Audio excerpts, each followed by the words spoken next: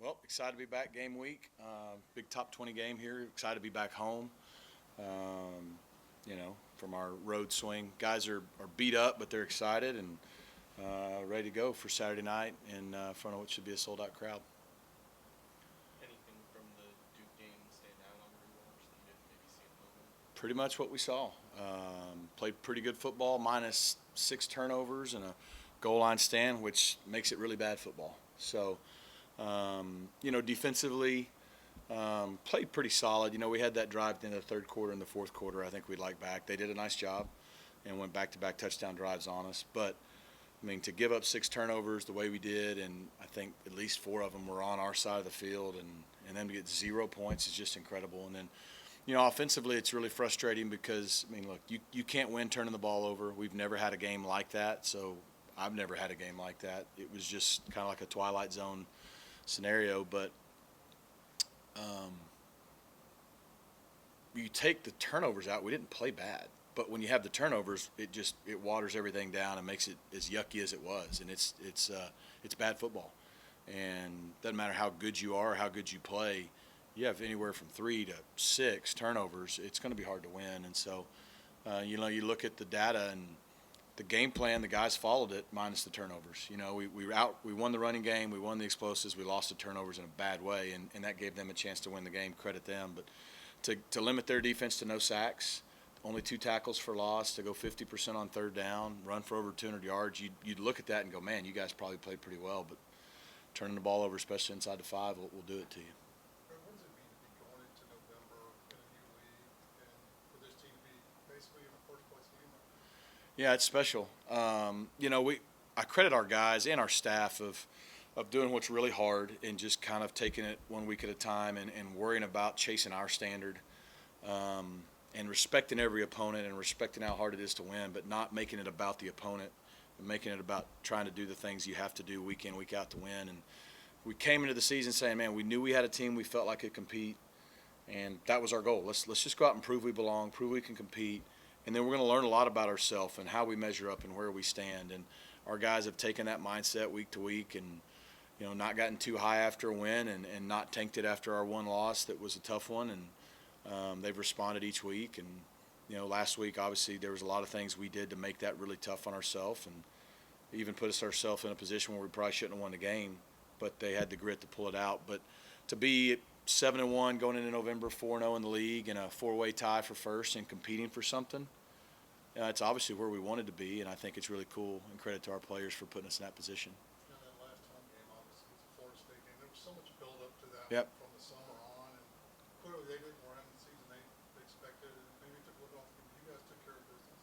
How's your team kind of learned for a big game like this? We all know there's a lot of hype on this game, there's a lot on this game. How have they learned to prepare for this? Yeah, when you're winning, every game's the next big game. If we're able to win Saturday, then in 2 weeks from now, it'll be the next big game. And so that's the exciting part. And we got to feel that a little bit last year when we went on the run late to win the conference. Each game you would win, it didn't matter if it was Memphis, a big game, or if it was North Texas. Like, it was still a big game because it was the next one and you had to win it. It's a good question. I thought the way they responded against TCU, and then to follow that up against Florida State, and then to go on the road at Louisville, like, they've shown that they can just show up and play and not let all that kind of get the most of them. Now, I thought last week was the first week in some areas we were flat at times, and credit our opponent. They did an excellent job. But I think our guys will be ready to play. Do we play well? We don't know. Will we win? We don't know. But I think we'll be ready to play, and we'll be up for the challenge. How's Kevin responded? Just after Yeah, everything. he's responded pretty well. This is the first big kind of piece of adversity in his short starting career, because obviously there's in his first 4 or 5 games this year, he's actually been explosive and protected the ball pretty well. And to do such a poor job of that for 4 quarters the other night, I would think he would tell you is alarming and concerning. At the same time, it's also, if you look at the body of work, he has a chance to prove that's the exception, not the rule. Because if you're looking at his data this year, he hadn't had more than a turnover in a game until Saturday night. So I think he's taken it personal in a good way. I think his teammates picked him up on Saturday night. His teammates have picked him up this week, and I'm excited for him to go out and play. And He's not going to be perfect. He'll turn it over again at some point. You know, the one really bad interception thrown back across your body can't happen, and then just the ball security with the ball can't happen. So. You see from Pitt's defense, and I know they like to blitz a lot. How you kind of Yeah, Pat. Go way back with Pat. I've known him a long time. A ton of respect for him. He's as good a defensive coach as we've had over a couple decades now in our game. Got to go against him twice when I was at Miami, and their defenses are known for being really, really stingy against the run. Like, they don't let you run the football. They smother. It's everybody's down within 7 to 10 yards of the football. They're daring you to win one-on-ones on the outside, and most people don't. And so they can smother you with their base D, and then half the time they're blitzing. And they're not on base downs exotic, but they blitz really well. They hit their gaps hard. Their D-line rushes hard, and they create negative plays, which get them to their really good third down package. So in some ways it's similar to what we played last week. You know, they want the similar mindset. They want the havoc. They want the turnovers, the negative plays, and they kind of take the air out of the coverage so they don't give you a lot of easy completions. But they stop the run better than what we saw last week. And so we're going to have to be really good. We're going to have to be really balanced and obviously take care of the football. Doing a feature on Jonathan McGill. Just Yeah. curious, when he first transferred in here a couple years ago, what were your first impressions of him? Yeah, getting Jonathan back 2 years ago was a big deal for us. I mean, I knew him when I was here as offensive coordinator. We recruited him when he was at Coppell, and we're really disappointed when he chose to go to Stanford, but understood it. And so, you know, after my first year here, we kind of sat around and felt like, okay, SMU, if you looked over the last decade, had played good offensive football, but we hadn't played great defensive football. And so we were going to go out in the portal and try to fix some of those things. But what we really needed just as much as good players was leadership. And having a guy like Jonathan McGill, who was a starter at Stanford, a captain, a graduate of Stanford, coming back home to kind of lead the back end in particular of our defense, that's what he brought to the table. That's what we thought he would, and that's what he has brought to the table. And so I think in year one, he did a nice job of just stabilizing some leadership on defense, creating a culture on defense with some of the other guys too. But and then he's gone out and made plays. But I think his leadership's been his number one asset for us. How much has he helped having that Power 5, Power 4 conference experience just this year in terms of, like you said, the leadership, preparation, the day-to-day stuff that you have to do? Yeah, it's helped. It's helped a lot of our guys because we do have a lot of guys with that background. And so, you know, to have played, he was playing more in a Pac-12 conference, but to have played that level of ball week in, week out, guys like him and Elijah Roberts and some of those guys can give our high school guys or our transfers like Kobe and Ahmad, who came from a group of 5 school, understand what to expect. So I think it's been valuable. Go back to Kevin. How important is for a quarterback, especially one that doesn't have a ton of starts under their belt, to experience adversity and to learn how to grow through it and Yeah. get past it? It's part of the process, you know. In this world of transfer quarterbacks, I said this a little bit last year, we had a chance with Shane Buechele and Tanner Mordecai to get guys who had already gone through those growing pains at Texas and Oklahoma. And so when they came to SMU, it wouldn't mean they were perfect, but they had gone through a game where they threw a couple picks or gone through a game they lost or didn't play well, and, you know, just the development of playing quarterback that you can only do until you go do it. Same thing we said last year with Preston. I mean, I think you saw early in the year, first 4 or 5 games, it was kind of up and down, and then he really hit his stride later in the year. Kevin's been a little different. He's played really well, and it was getting better and better each week. And then he, you know, hit a speed bump, and you know, that's part of the game.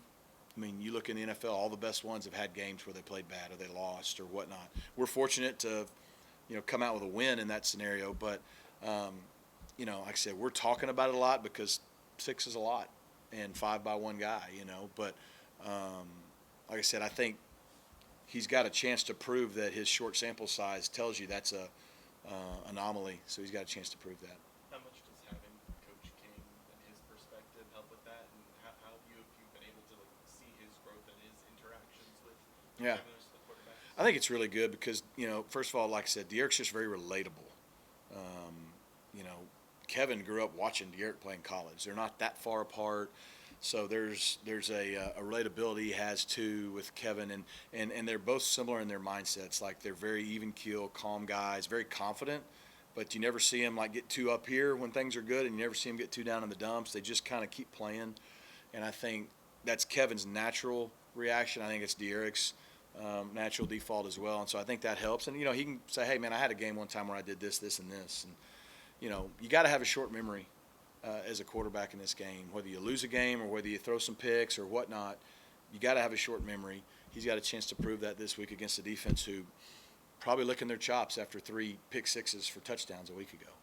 Well, you look at, obviously Kevin didn't start the year as QB1, and you look at over the weekend, Tulsa, Texas A&M both made in-game changes, the quarterbacks who led them to wins. As a coach, how difficult or how hard is that decision to make a change in the middle of the season, in the middle of a game, especially the position of quarterback? It's hard, and I think that's why sometimes you'll have maybe fans calling for this or that, and you coaches will take more time because once you make a switch like that, there's usually not any going back. But also, I think in some of those instances, I can't speak to their situation, but in ours, it wasn't like we were trying to find our quarterback and didn't know who could play. We had an experienced returning starter who had played really well and was 11-3 as a starter. And so when you make a switch like that, it's a permanent switch. It's not a, hey, let's try it out for a game. It's a switch for not only this year, it's a switch for your future. And so you got to be sure. It's tough. It's tough because, one, if it doesn't work, the questions are going to be a lot different. But also, you just know it's affecting your team as a whole, and it's affecting those individuals. And at least here in our program, we care about the individuals. And so, like I've said a bunch of times, to hurt a guy like Preston, who we love to death, is hard to do when you do it, when you think what's best for the team. He's handled it great. Again, you always are taking into account the team, what the team needs, how they're going to respond, how they're going to react. That was at least the basis for our decision. But it's tough. It's not something you do a lot, but when you have to do it, that's the job, make the hard decisions. With the transfer portal, the way guys can move now, how much do you have to take that into consideration that you know that the guy, if he's gotten displaced, and I'm not talking about Preston in general, but Yeah. do you have to think about that as, if we do this guy probably can't. You have to think about everything with the transfer portal, and it's nothing against the kids. It's the way it is, and it doesn't allow sometimes the development that guys need to battle adversity, to battle disappointment, to maybe even, have to handle something they disagree with. Some kids do it well, and a lot don't, and it doesn't necessarily mean they're bad kids. We've given them the option to take the path of least resistance. Now, you do have to, in a situation like that, especially at quarterback, understand, like, if you got good quarterbacks, if they're not playing within a year or two, they're going to leave. They're just going to leave. And it is what it is. It's the climate we're in. And so I think most coaches probably are by now over getting upset about it and just understanding that's the lay of the land. And but I also think there's a track record here of guys that were patient. Preston was patient behind Tanner, and he did get his shot. Kevin was patient. He has got his shot. You look at a guy like Keldrick Luster, who we think can be really, really good. I hope he'll hang in there and be patient because we think he's got a bright future. But everyone's different. Running the ball 50 times, did you obviously have any kind of notion that you were getting up to that number? And then how's Brashard doing Yeah. after that? And then with Justin Osborne being back on the offense? Yeah, I didn't know the numbers in game till after the game. I didn't know we ran it 50 times, and he carried it 26 times. Now, Coach Cooper probably did. I think he had 26, LJ had 8, and then Kevin had double digits. We knew going into the game plan was they're one of the best teams in the country against the pass and creating negative plays, which gets them to their third down defense, which they were great at, and all the things, and creating tackles for loss. But their weakness was stopping the run. And so we felt like we needed to consistently run the ball right at them. You look at our first drive, we were patient down the field, fumbled the ball. Then a drive or two later when we scored, other than the big play to Keyshawn, and then we did get the big plays to Roderick. But that was the plan, and the plan worked if we don't turn the ball over. Credit them. They tackled the ball. They went after it. They knew that for them to win, they had to create turnovers. We knew for us to win, we had to not turn it over. They executed that part a whole lot better than we did, and we were fortunate to come out with it. But, yeah, that was a concerted effort. Each week you play somebody different. It was a concerted effort we're going to run the football on these guys to open up the opportunities in the passing game. But that's what Duke does well. Rush the passer and not let you – I think they were giving up 100, maybe 150, less than 150 yards passing. That's crazy, so. And how do you balance that, knowing the run game has been a strength of your team this year, with knowing it's a strength of Duke, Pitt's defense? Yeah. And just saying, hey, it's best on best. Yeah, well, we weren't running the ball because we don't believe we can throw it. We were running the ball because we felt like that was the plan that gave us the best chance to win that game.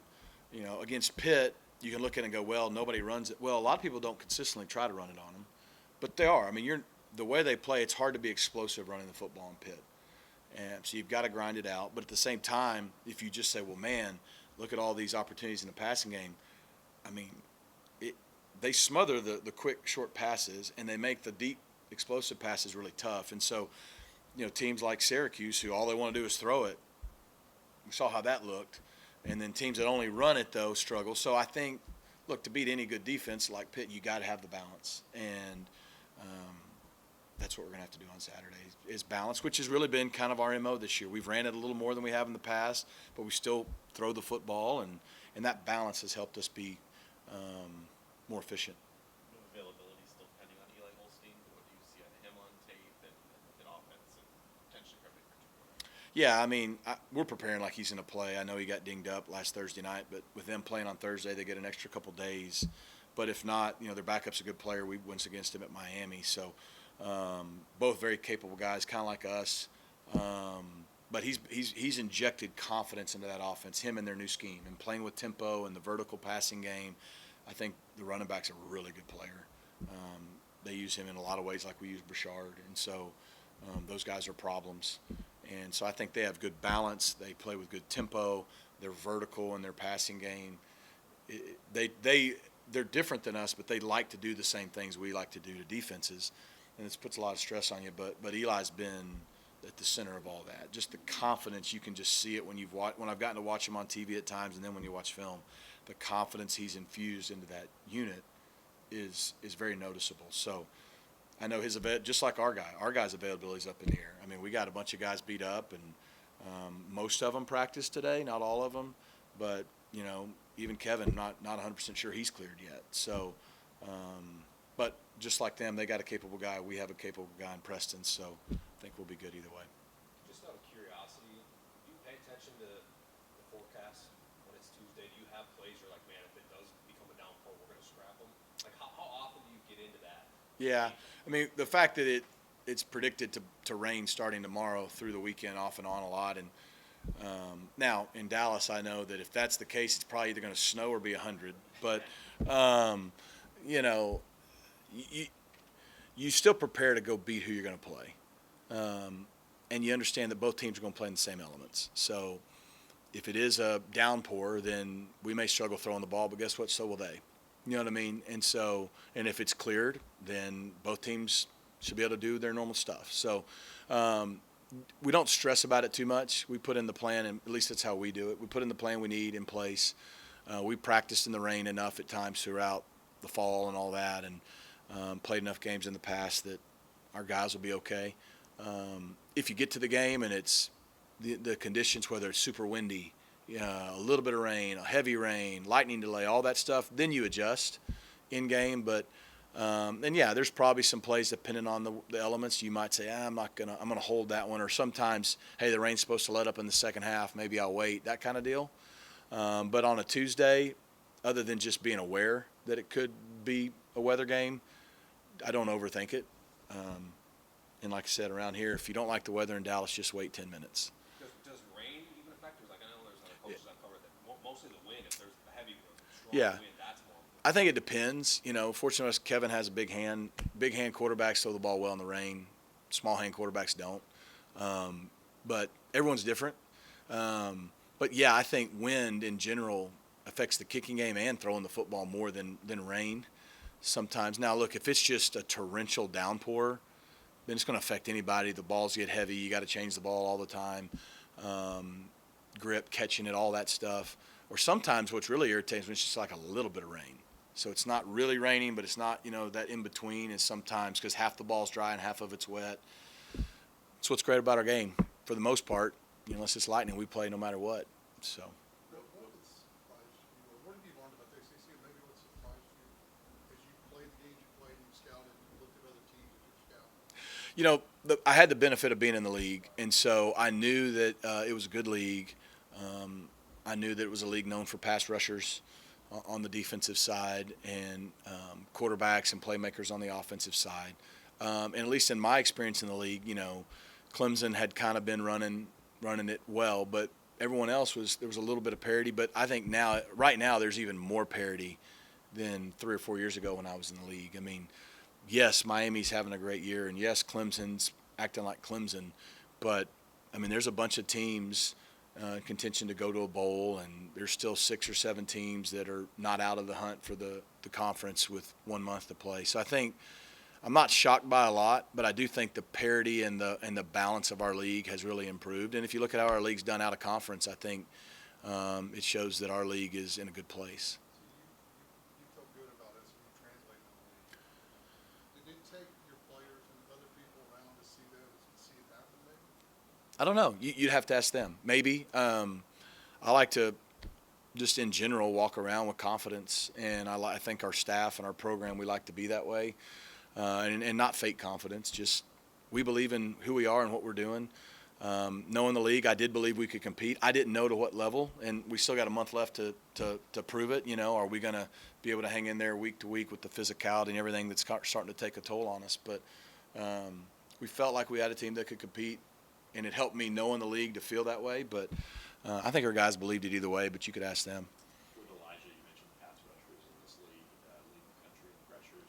What have you seen from him over the last stretch? His game translating back into this league. He's been everything I thought he would be. You know, after last year, he kind of broke through, and you know, I think there was some motivation for him to prove he could do it in this league on this level, and we felt confident he could. I know his sack numbers aren't as high, but you're leading the country in pressures, you're doing something right, you know, and teams are focusing on him more, which is opening up some other guys. But, you know, I think he's been the same factor we needed him to be, because pressures usually lead to picks, tip balls, bad throws, or getting someone else there. So I think he's been really good, and I think he's handled maybe his lack of sack numbers really maturely. Like, he hadn't pressed or tried to be somebody different or he's still about the team. He's still about doing his job. So I think it's cool to see now that the numbers show that he's leading the country in pressures, because what he's doing is working, and it's going to translate to the next level too. Any injury updates that you want to share? We should have Jonathan Jefferson back. He was out last week. I think either today or tomorrow is when he'd be officially cleared, but we're optimistic there. I'd say Jake Bailey is day-to-day, doubtful to questionable. Hasn't been ruled out. I'd say Kevin is questionable, and he took a real shot on their sideline. We got Stone Eby's questionable. Justin Osborne would be questionable. Brandon Miyazono is probably out for a few weeks with the elbow, but we're optimistic it doesn't need surgery.